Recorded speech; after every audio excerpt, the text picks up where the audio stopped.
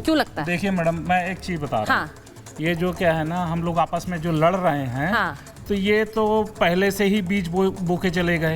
एक तो जिन्ना बो के चले गए, हाँ। नेहरू जी बो के चले गए, गांधी जी बो के चले गए। अच्छा। इसीलिए तो हम लोग आपस में लड़ रहे हैं। हाँ। हैं? मात्र इसीलिए न लड़ रहे हैं। अच्छा। और ये जो प्रसाद में जिसने मिलाया, उसको तो पकड़ के और इतनी कठोर दंड देना चाहिए, क्योंकि ये हम लोगों का जो हिंदू है ना, हिंदू के अंदर जो भावना होती है ना, उसको आहत पहुंचाने का काम है। अच्छा। ये इतना आहत पहुंचाया है जिसका कोई इंतहा नहीं है। देखिए हम लोग आपस में लड़ रहे हैं। हाँ। ये भी लड़ रहे हैं, हम भी लड़ रहे हैं। हाँ। और मिलाने वाला तो मिला के चला गया। ये गलत मिलाने है। वाला मिला के चल गया, हम लड़ते रह गए, वो कह रहे हैं। बड़ी बात कह रहे हैं वो। और उन्होंने ये भी कहा, वो ये भी कह रहे हैं कि प्रसाद में जो कुछ मिलाना था वो मिला के चल गया, हम आपस में लड़ रहे हैं। मुझे ये बता दीजिए, ठीक है 10 सेकंड आपके पास आ रही हूँ, लेकिन आप लोग क्योंकि मंदिर जाते हैं इसीलिए मैं ये बार बार पूछ रही हूँ। उन्होंने कहा प्रसाद जिहाद है, कुछ लोग ये भी मानते हैं कि भाई रख रखाव की जरूरत पहले से थी, जो निर्णय लिए गए वहां सरकार द्वारा वो गलत थे। क्यों लिए गए ऐसे कि किसी और को? इसमें जो क्रिश्चियन है ना, उसको हटा देना चाहिए। ठीक है, ठीक है, ठीक है, बोलिए। देखिए आप वो जवाब नहीं दे पाए। आपने कहा प्रसाद जिहाद कैसे? एक सेकंड। प्रसाद जिहाद कैसे, वो जवाब नहीं दे पाए। देखिए लव जिहाद चल रहा है यहाँ पे। यहाँ पर जूस के अंदर यूरिन मिलाया जा रहा है, खाने पीने की चीजों में स्पुटम थूक डाला जा रहा है। तो जब उस तरह का जिहाद हो सकता है तो प्रसाद में क्यों नहीं हो सकता? पहली बात। दूसरी बात, एक बात यहाँ बार बार कही जा रही है कि भाई उस फैक्ट्री जो जहाँ वो प्रसाद बन रहा था उनके मालिक हिंदू थे। उससे ज्यादा फर्क नहीं पड़ता है। मालिक जो है वो डेली आके वहाँ कोई लेंस लेके चेक नहीं करेगा। जिम्मेदारी तो उनकी भी है ना भाई। जिम्मेदारी बेशक है। पहले बात सुनिए, पहले पूरी बात होने दीजिए, बात होने दीजिए। क्या है, देखिए मालिक क्या करेगा, मेन चीज है जो सुपरवाइजर है, जो वहाँ क्वालिटी कंट्रोल पर्सन है, अगर उसको अपनी तरफ मिला लिया तो सब कुछ हो सकता है। और मुझे पूरा विश्वास है इसके अंदर आंध्र प्रदेश के जो पहले मुख्यमंत्री थे उनका पूरा हाथ है, क्योंकि वो क्रिश्चियन है। मैं ये भी चाहता हूँ कि जो लोग क्रिश्चियंस हैं बट हिंदू नाम रखते हैं, इसके ऊपर स्टैट्यूटरी बैन होना चाहिए, जिसे हमें पता ही नहीं चलता। बहुत लोगों को नामों का भी विभाजन, अच्छा नाम बहुत जरूरी है। नामों से पता होना चाहिए, ये नामों से पता होना चाहिए किस धर्म का है। ये वाली ये इस बात पर भी बात, इन लोगों को जरूर जवाब मिलना चाहिए, क्योंकि ये हमारे देश की धरोहर हैं। हाँ। लोग ही देश चलाते हैं, इनको सच्चाई मालूम होनी चाहिए। जिस तरीके से इन्होंने जिहाद गिनाया, अभी कश्मीरी मोहल्ला अयोध्या में वहाँ पे बाकायदा जो है 8 लड़के बाइकर्स रात में निकले टोपी लगा करके, और 4 मस्जिदों में वहाँ पे गलत पोस्टर चिपकाए और धार्मिक एक मिनट बाकायदा इस बात पड़े गए। 1 मिनट पूरी देखो, पहले ही बोलने दीजिए, फिर जवाब दे दीजिएगा। अच्छा वो बोल ले, उसके बाद आप जवाब बोल पड़े।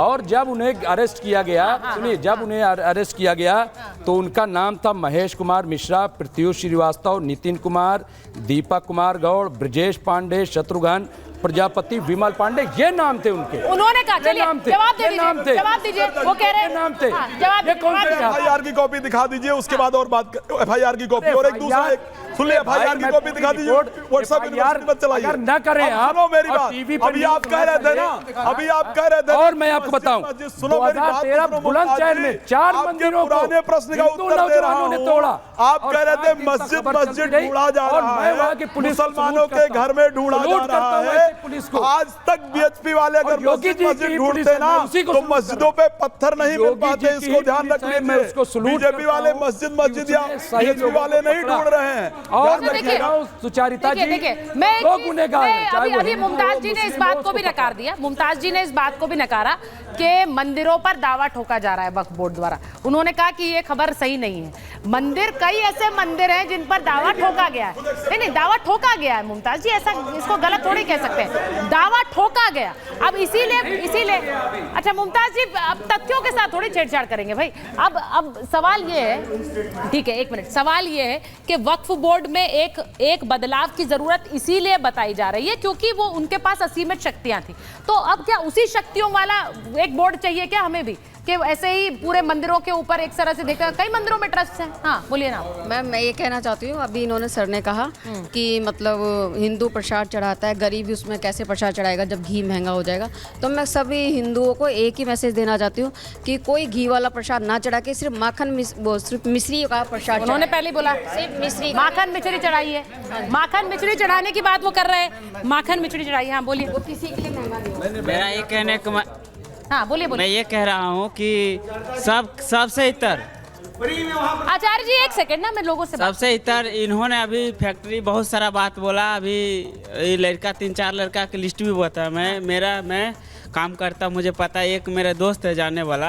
अभी अफवाह की बात कर रहे हैं। सबसे ज्यादा पहले बात, इन लोगों में पढ़े लिखे बहुत कम होते हैं। इनके में तो यहाँ जो धर्म की बात मैं बता रहा हूँ, एक मस्जिद में नमाज, वो मेरा दोस्त था, स्टेटस बस में लगाया था। मैंने उससे पूछा कि स्टेटस क्यों लगाए हो, तो बोला क्या उसने, अभी बब बोर्ड वाला चला है ना कि खत्म हो जाएगा, तो उसने बोला क्या कि हम मस्जिद में गए थे नमाज पढ़ने ना, इसीलिए मौलवी जी बोले स्टेटस में हर एक मुसलमान को लगाना। हाँ। तो ये कह रहे हैं कि वहां से अगर वक्फ बोर्ड को की वक्फ बिल ना आए, इसके लिए वो एक मुहिम चलाए हुए हैं, तो हम क्यों ना चलाएं मुहिम। वो ये कहने की कोशिश करें, यही कह रहे हैं ना, यही कह रहे हैं ना। वो कह रहे हैं वहां से एक मुहिम चल रही है, वक्फ बोर्ड बना रहे, उसकी कोई बदलाव ना हो। तो हाँ, दूसरी बात भी कह दीजिए। दूसरी बात यह है कि जो इनको मदरसा चलाते हैं, चाहे मस्जिद में रहे, तो उनको तनख्वाह मिलती है। हाँ। अधिकतम को हिंदू में छोटा मंदिर में चाहे बड़ा मंदिर में रहे, अधिकतम को तनख्वाह नहीं मिलती है। सरकार हिंदू उनको मिलनी चाहिए। नहीं तो वो इसके विरोध में नहीं है, वो इसके विरोध में नहीं है। और अगर ये बोर्ड बनेगा तो क्या वो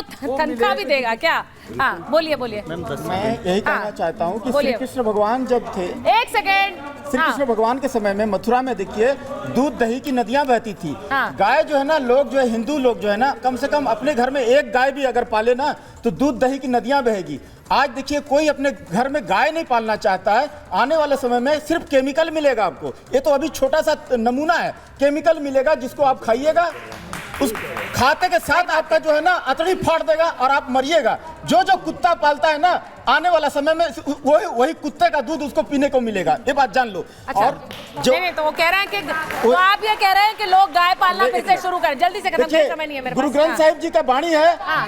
गुरु ग्रंथ साहिब जी में वाणी है, वहाँ गाय का जिक्र है।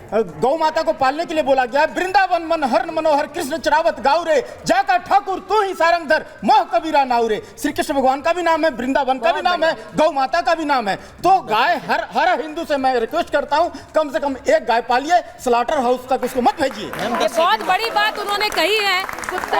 और उसका एक संदेश ये भी है कि सबसे पहले रखरखाव और अपने मंदिर की, अपने धर्मस्थल की जो परवाह है वो आपको घर से करनी होगी और खुद करनी होगी। सवाल उठाने से पहले हमें पहले अपने ऊपर इस बात का भरोसा होना चाहिए कि हम इस तरह की कोई भी चीज अपने मंदिरों में या किसी भी धर्मस्थल में नहीं होने देंगे। वो हमारे ऊपर दायित्व है। बहुत बहुत धन्यवाद है, बहुत बहुत धन्यवाद है आप सबका महाभारत में जुड़ने के लिए। मेरे पास समय नहीं है।